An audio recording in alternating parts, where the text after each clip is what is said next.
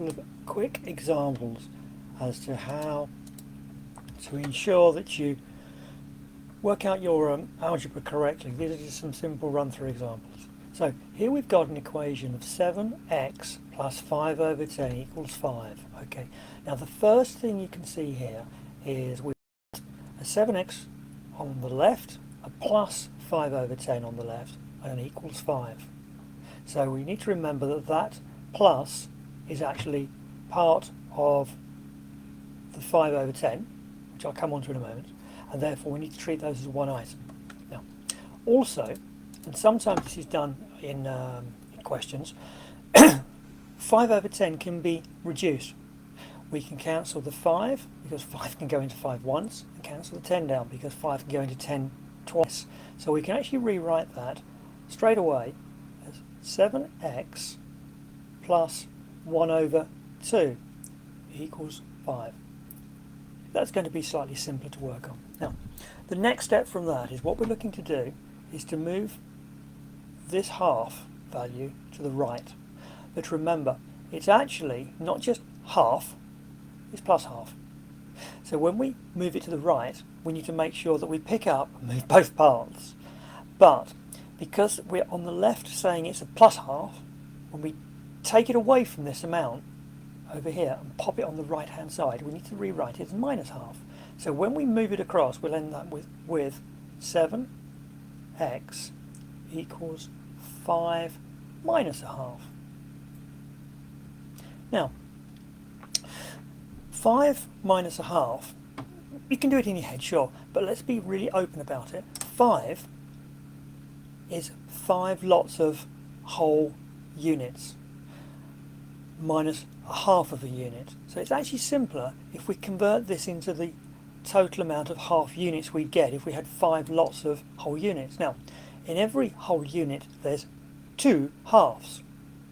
So in 5 whole units there's 5 times 2. There's 10 lots of halves. So we can now rewrite that as 10 over 2 minus 1 over 2. And that same principle applies to anything. When you've got a whole number and you've got a fraction, you've only got to multiply it by this amount here to find out how many total units you'd have if you break them down into those denominators. So now we can say 10 lots of 2 minus 1 lot of 2 is going to leave you with just 9 lots of 2. But we're not quite finished. If we bring that down, we can now see that 7x is equivalent to 9 over 2. So 6x are equivalent to 9 over 2, which is all well and good, but we've been asked to find out x, not 7x. So what we need to do is divide it. We need to divide both sides by 7 to reduce this to just x and this to just what x is rather than 7 lots of x. Now, if 7x's are equal to 9 over 2, if we move the 7 and divide that lot by 7, we'll find out what 1x is. Now that's what we're saying then is x equals 9 over 2 divided by 7. Now, another way of writing that is x equals 9 over 2 times 7. Or, just by multiplying, x equals 9 over 14, which is the answer. So, the answer to this over here is x equals 9 over 14. Now, what I'll do is, let's just get rid of all that. What we can do now, let's have another look. Let's get a bit of space on here. There you go. And let's now have a look at the other one. 3x plus 5 over 7 equals 6.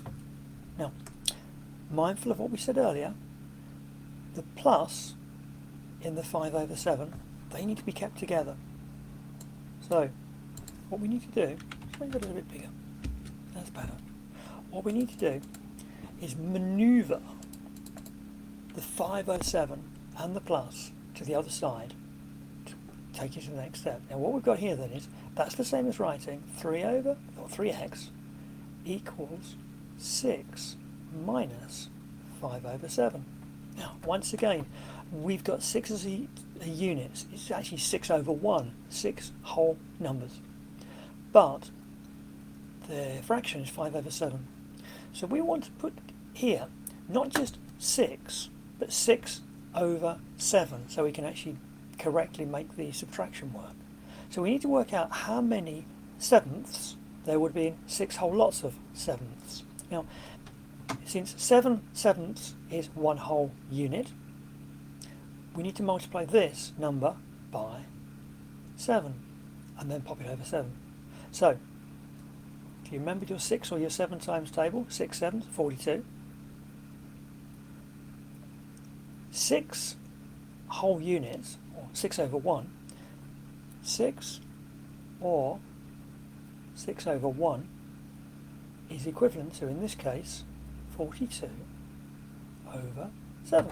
So now we've got 42/7 minus, whoops, let's get rid of that, 42/7 minus 5/7 equals your 3x. Now, 42 minus 5, 37. So now we can say this 42/7 minus 5/7 is 37/7. So we now know that 3x is 37/7, but we weren't asked to find x, or 3x, we're asked to find x. So what we now need to do is take the 3 and bring it to this side. Now the way we do that